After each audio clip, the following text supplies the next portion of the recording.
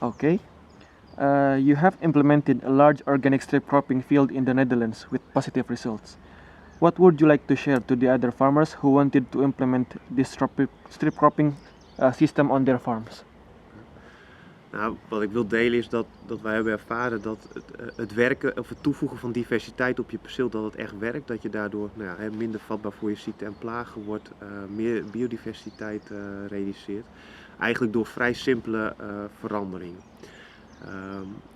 Ik wil eigenlijk boeren uitdagen om daar ook over na te denken en kijken van hoe kan ik dat op mijn bedrijf toepassen. En dat betekent niet dat het precies zo moet zijn zoals wij dat doen. Maar je ziet eigenlijk strokenteelt kan je op allerlei manieren toepassen.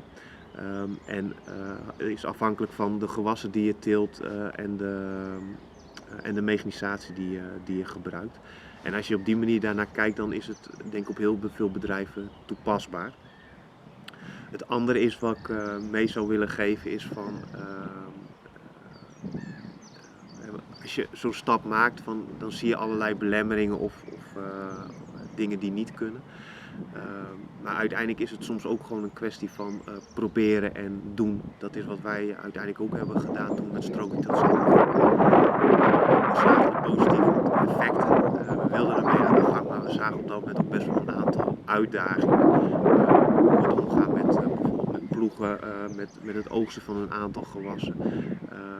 Maar voor een aantal dingen hebben we toen ook oplossingen bedacht of hebben gekeken van als we het zo en zo doen, dan zal het werken. Maar voor een aantal dingen hebben we ook gezegd van laten we ermee beginnen en dan zien we wel hoe het gaat.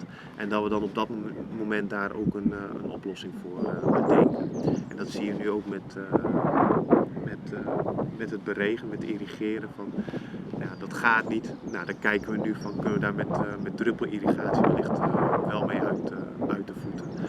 En dat is ook met de mechanisatie.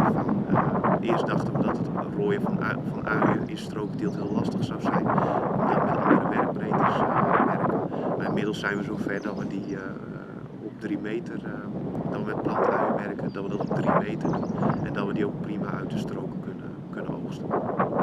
Thank you.